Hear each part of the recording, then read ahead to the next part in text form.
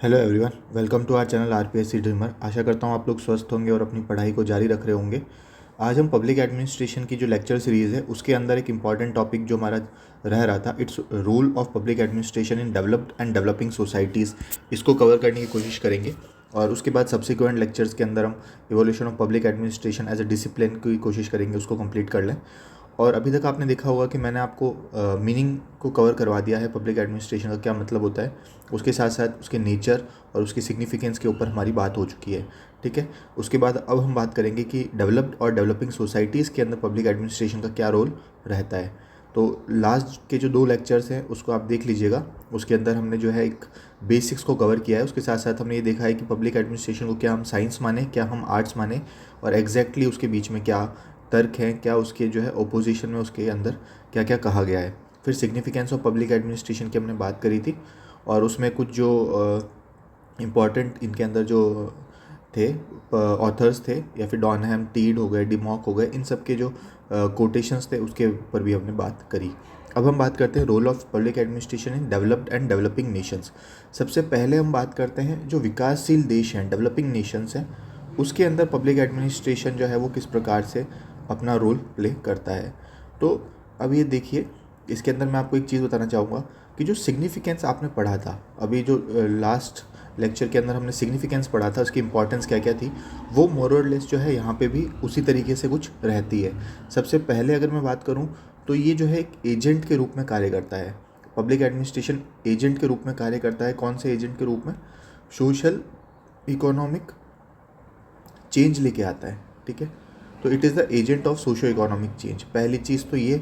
दूसरा, human rights को protect करने का काम करता है पब्लिक एडमिनिस्ट्रेशन। ठीक है, ह्यूमन राइट्स, डेवलपिंग नेशंस के अंदर ह्यूमन राइट्स के लिए हमने बात करी ना कि कई सारे ब्यूरोक्रेट्स होते हैं।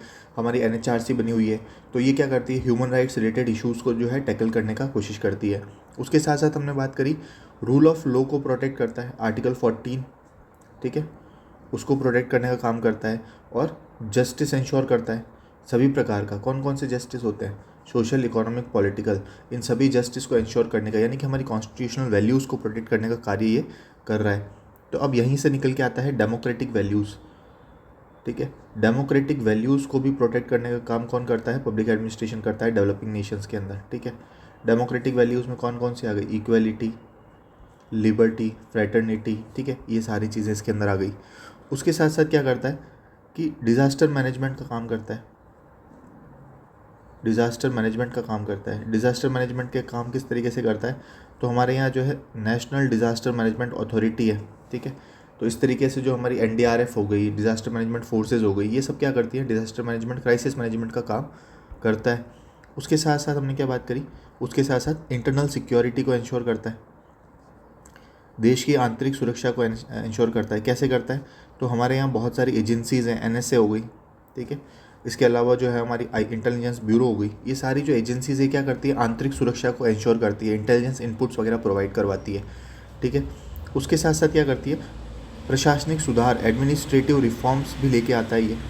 ठीक है, जो प्रशासन है वो अपने खुद के अंदर भी जो है एडमिनिस्ट्रेटिव रिफॉर्म्स लाने की कोशिश करता है, नवाचार करने की कोशिश करता है, इनोवेशन करता है।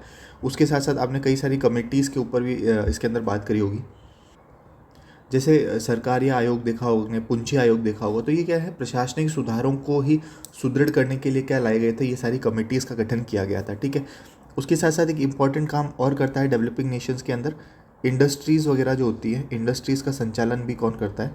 एडमिनिस्ट्रेशन का कार्य रहता है। डेवलपिंग नेशंस के अंदर इंडस्ट्रीज़ का संचालन करता है। ठीक है, इसके अलावा कल्चर को प्रोटेक्ट करता है। ठीक है, कल्चर को प्रोटेक्ट करने का कार्य भी हमारे जो है कौन करता है? पब्लिक एडमिनिस्ट्रेशन का कार्य होता है। ठीक है, इसके अलावा एक वेलफेयर जो स्कीम्स होती है हमारी, वेलफेयर स्कीम्स है, वेलफेयर स्कीम्स का संचालन भी कौन करता है? पब्लिक एडमिनिस्ट्रेशन ही करता है। ठीक है, और उसके साथ साथ क्या करता है? जो समाज में व्याप्त बुराइयां हैं, सोशल एविल्स हैं। ठीक है, जो सोशल एविल्स हैं उनको एंड करने की कोशिश भी कौन करता है? यही करता है। ठीक है, तो ये कुछ डेवलपिंग नेशंस के अंदर पब्लिक एडमिनिस्ट्रेशन क्या क्या कार्य करता है। तो एक सोशो इकोनॉमिक चेंजेस, सामाजिक आर्थिक परिवर्तन लाने के लिए एजेंट है, माध्यम के रूप में कार्य करता है।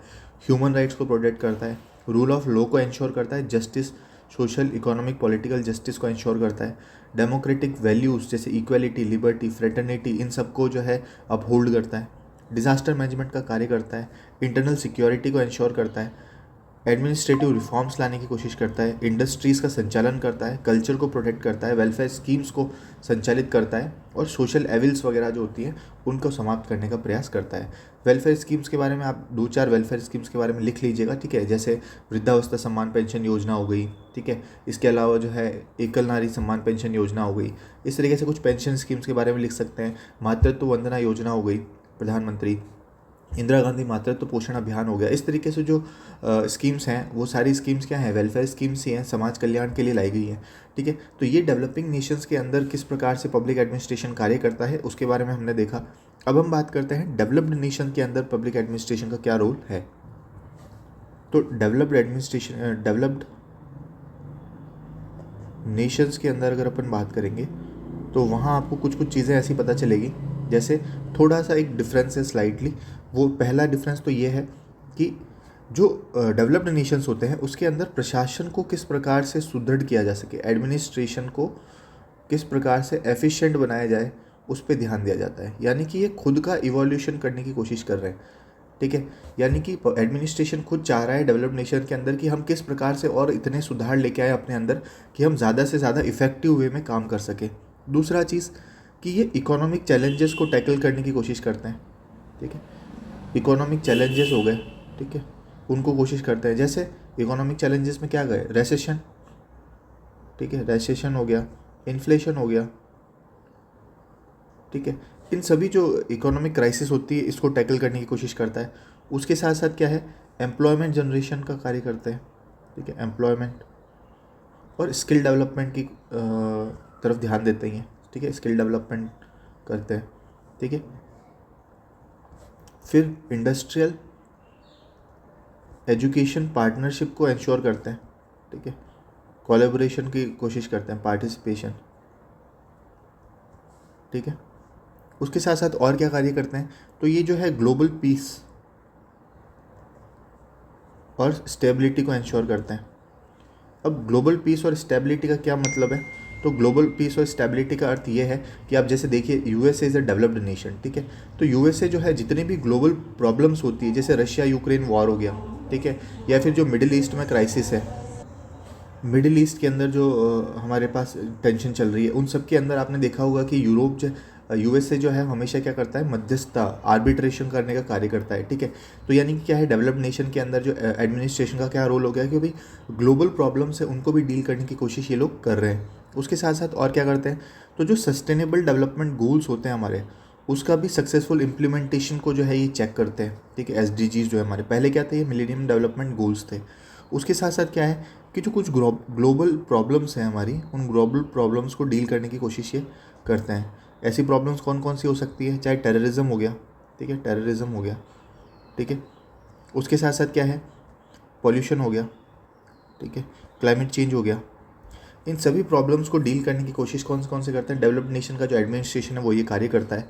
उसके साथ साथ क्या करता है जो प्राइवेट सेक्टर है हमारा, प्राइवेट सेक्टर को सपोर्ट और असिस्टेंस प्रोवाइड करवाता है, सपोर्ट एंड असिस्टेंस प्रोवाइड करवाता है प्राइवेट सेक्टर को। तो यानी कि आप एक चीज़ इसमें डिफरेंस ये देख रहे होंगे, जहाँ पे डेवलपिंग नेशंस जो है हमारे विकासशील देश हैं, वहाँ पे प्राइवेट सेक्टर यानी कि जो इंडस्ट्रीज़ है उसका संचालन कौन कर रहा था, उसका संचालन कर रहे थे जो हमारी गवर्नमेंट है, खुद एडमिनिस्ट्रेशन खुद संचालन कर रहा था। कैसे देखा था अपन ने, यहाँ पर हमने बात करी थी महारत्नास, ठीक है, मिनी रत्नास, जो पीएसयूज़ है हमारी, वो सारी की सारी कौन ऑपरेट कर रही है, गवर्नमेंट ऑपरेट कर रही है। लेकिन यहाँ पर ऐसा नहीं है, यहाँ पर ये प्राइवेट सेक्टर इंडस्ट्रीज़ को सपोर्ट और असिस्टेंसी प्रोवाइड करवाते हैं, इनको ऑटोनॉमी दी जाती है, स्वायत्ता दी जाती है कि ये अपने स्तर पर अपने बेहतरी के लिए कार्य कर सकें, ठीक है। तो इनका जो इंक्लाइन होता है, इनका इंक्लाइन किस तरफ होता है, कैपिटलिज्म की तरफ ज़्यादा होता है, ठीक है, कैपिटलिज्म, फ्री ट्रेड, इस तरफ थोड़ा ज़्यादा ध्यान रहता है, ठीक है। और इसका जो इंक्लाइन है वो किस तरफ रहता है, वेलफेयर स्टेट की तरफ ध्यान रहता है डेवलपिंग नेशंस का, ठीक है। तो आई होप आप लोगों को डेवलप्ड और डेवलपिंग नेशंस में प्रशासन का क्या रोल होता है ये समझ में आया होगा। अब हम एक इम्पॉर्टेंट चीज़ के अंदर और ये देख लेते हैं कि डेवलपिंग और डेवलप्ड नेशन में किस प्रकार से प्रशासन में भिन्नताएँ हैं, ठीक है। तो जो डेवलप्ड नेशन है हमारे, एक तरफ हम डेवलप्ड नेशन लिख लेते हैं और दूसरी तरफ आप डेवलपिंग नेशंस की बात करेंगे अभी अपन।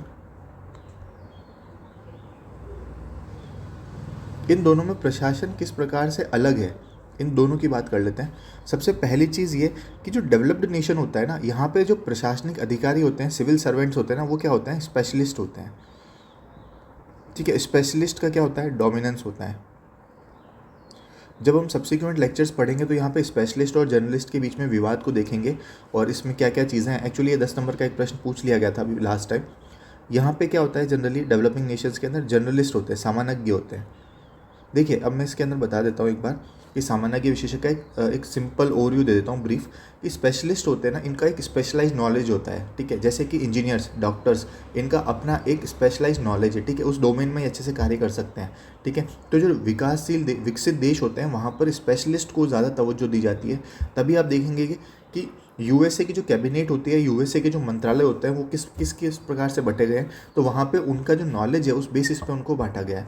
लेकिन हमारे यहाँ क्या है, हमारे यहाँ जर्नलिस्ट है, यानी कि एक सामान्य जो शैक्षणिक योग्यता है धारण किया हुआ व्यक्ति ही क्या करता है, प्रशासन को चलाता है। जैसे हमारे अगर डिस्ट्रिक्ट एडमिनिस्ट्रेशन में बात करें तो जो डीएम है, डीएम ग्रेजुएट हो सकता है किसी के अंदर भी, और वो अपने अंडर सभी को संचालित कर रहा है। उसके अंदर एईएन भी है, वहाँ पे डॉक्टर्स भी हैं, मेडिकल ऑफिसर्स भी हैं, वहाँ पे दूसरे और भी सारा का सारा स्टाफ वहाँ पे कार्य उनके अंदर कर रहा है। यानी कि DM is a journalist who is operating, या फिर वो क्या कर रहा है, उनको कोऑर्डिनेट कर रहा है अपने नीचे वाले सभी अधीनस्थों को।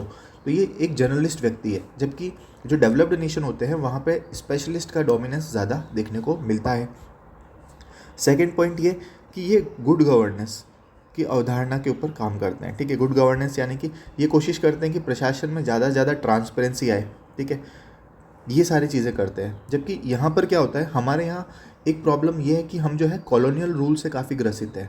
ठीक है, हमारे यहाँ जो कॉलोनियल रूल था, ब्रिटिशर्स का जो रूल था, उस वजह से हम क्या कर रहे हैं, उन्हीं की कॉपी को हमने एडमिनिस्ट्रेशन में उसी की कॉपी हमने उतार ली, और इस वजह से क्या हो रहा है, हमारे यहाँ पे करप्शन की प्रॉब्लम है। ठीक है, हमारे यहाँ नेपोटिज्म है। ठीक है, हमारा जो कॉलोनियल माइंडसेट है वो कहीं ना कहीं हमारे पास बाधा आ रहा है, यानी कि जनता की नज़रों में जो सिविल सेवक है उनका स्थान काफ़ी ऊपर दे दिया गया है। तो ये भी कहीं ना कहीं प्रॉब्लम, जो जवाबदेहिता है, अकाउंटेबिलिटी, ट्रांसपेरेंसी के अंदर कमी को दिखाता है। ठीक है, तीसरी चीज़ कि यहाँ पर जो है संविधान, कॉन्स्टिट्यूशन और लॉ, इसके प्रति सम्मान है। यहाँ पर सभी एक प्रकार से they are bounded by it. But हमारे यहाँ क्या है कि कॉन्स्टिट्यूशन की काफ़ी ज़्यादा फ्लेक्सिबिलिटी है, कमिटमेंट नहीं है कॉन्स्टिट्यूशन के प्रति। ठीक है, इतना कमिटमेंट अभी भी देखने को नहीं मिलता है। हालांकि बहुत सारी जगह हम सही भी हैं, किंतु आप ये देखिएगा जब हम कंपेयर करें डेवलप्ड और डेवलपिंग नेशंस के अंदर, तो फिर हमको जो है थोड़ा सा तार्किक होकर ही इन चीज़ों को देखना पड़ेगा। फोर्थ चीज़, पब्लिक का पार्टिसिपेशन काफ़ी है डेवलप्ड नेशन के अंदर। ठीक है, पब्लिक एक्टिवली पार्टिसिपेट करती है, लेकिन यहाँ पर इतना पार्टिसिपेशन नहीं है। ठीक है, उसके साथ साथ यहाँ पे इनोवेशन, फ्लेक्सिबिलिटी, ठीक है, न्यू टेक्नोलॉजी का अडॉप्शन, ठीक है, न्यू टेक्नोलॉजी, ये सारी चीज़ें क्या है, बहुत इजीली इनके लिए प्रोवाइडेड है, यानी कि बहुत जल्दी इनोवेट करने की इनके पास सुविधा है। फ्लेक्सिबल एडमिनिस्ट्रेशन है, नवीन टेक्नोलॉजी को बहुत जल्दी अडाप्ट कर लेते हैं। किंतु हमारे यहाँ क्या है, स्टेटस क्वो को मेंटेन किया जा रहा है, यथास्थिति को मेंटेन किया जाता है, यानी कि किसी भी प्रकार का जो नया परिवर्तन आता है उसको रेजिस्ट किया जाता है, चेंज उसको रोका जाता है। ठीक है, उसके साथ साथ क्या है कि हमारे जो डेवलप्ड नेशंस हैं उसके अंदर एथिक्स का बहुत बड़ा रोल है प्रशासन के अंदर। ठीक है, जो नैतिकता है, ठीक है, उसका रोल कहाँ पर है, प्रशासन के अंदर काफ़ी है, किंतु यहाँ पर जो है नैतिकता का हास है, यानी कि वैल्यूज़ काफ़ी डिक्लाइंड है डेवलपिंग नेशंस के अंदर। उसके साथ साथ पॉलिटिक्स है उसका एग्जीक्यूटिव के ऊपर किसी भी प्रकार का जो है प्रेशर नहीं है, यानी कि जो पॉलिटिक्स है, एग्जीक्यूटिव जो है, उनका किसी भी प्रकार से जो है प्रशासन के ऊपर दबाव नहीं रहता है किसी के अंदर, डेवलप्ड नेशंस के अंदर। किंतु हमारे यहाँ जो है कंटिन्यूस प्रेशर रहता है। ठीक है, पॉलिटिक्स का, एग्जीक्यूटिव का प्रेशर ब्यूरोक्रेट्स के ऊपर हमेशा रहता है। अब देखिए इसके दो है, इसके डार्क साइड तो यही है कि वही प्रेशर रहता है, दूसरी चीज़ इसकी पॉजिटिव साइड ये है कि ये जो है अकाउंटेबिलिटी को भी इंश्योर करता है। ठीक है, तो अगर आप जब ये लिखें कि भाई जो है कंट्रोल काफ़ी ज़्यादा है, प्रेशर रहता है, किंतु ये क्या है, एक इसका पॉजिटिव एस्पेक्ट ये है कि अकाउंटेबिलिटी को भी इंश्योर यहाँ पे करता है। ठीक है, उसके साथ साथ यहाँ पे अकाउंटेबिलिटी जो है इन जनरल इंश्योर रहती है, किंतु यहाँ पे अकाउंटेबिलिटी क्या रहती है, कम है अभी। ठीक है, ये सारी चीज़ें। तो आई होप आप लोगों को यहाँ पे ये चीज़ें क्लियर हुई होगी कि डेवलप्ड और डेवलपिंग नेशंस के अंदर प्रशासन किस प्रकार से अलग है। ठीक है, तो आज के लेक्चर में हमने ये देखा कि डेवलपिंग नेशंस के अंदर प्रशासन का क्या रोल है, डेवलप्ड नेशन के अंदर प्रशासन का क्या रोल है, और डेवलपिंग और डेवलप्ड नेशन के बीच में क्या भिन्नताएं हैं, क्या अंतर हैं वहाँ के प्रशासन में। तो अब देखिए, आप लोगों को ऐसा भी लग रहा होगा कि ये तो सारी चीज़ें ऑलमोस्ट पढ़ी हुई है। जी हाँ, आपने पढ़ी हुई है, कहीं ना कहीं आपने जो है मोर और लेस इसको टैकल किया हुआ है। तो हमको ऐसा लगता है इन जनरल कि हाँ, हमने यहाँ पढ़ा हुआ है, किंतु इस सभी चीज़ों को एक साथ कंसोलिडेट करने का ही काम जो है वो मेरा था यहाँ पे।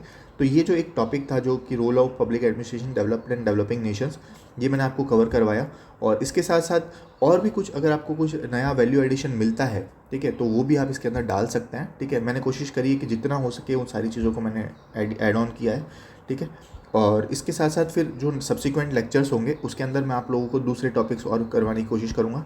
जैसे नेक्स्ट लेक्चर के अंदर मैं ये कोशिश करूँगा कि जो evolution of public administration as a discipline है, इसको मैं कोशिश करूँ कि हाथों हाथ ये भी कंप्लीट हो जाए। तब तक के लिए आप लोग पढ़ते रहिए, एंड आई होप आप लोगों को ये पूरा लेक्चर क्लियर हुआ होगा कि डेवलपिंग और डेवलप्ड नेशंस में प्रशासन का क्या रोल है और क्या भिन्नताएं हैं। ठीक है, और इसके अलावा इस पर्टिकुलर लेक्चर से संबंध में आपको कोई भी अगर डाउट रहता है तो आप मुझे कमेंट सेक्शन या टेलीग्राम चैनल पर बता दीजिएगा, मैं उसको बहुत जल्दी सॉल्व करने का कोशिश करूँगा। तब तक के लिए आप पढ़ते रहिए। जय हिंद।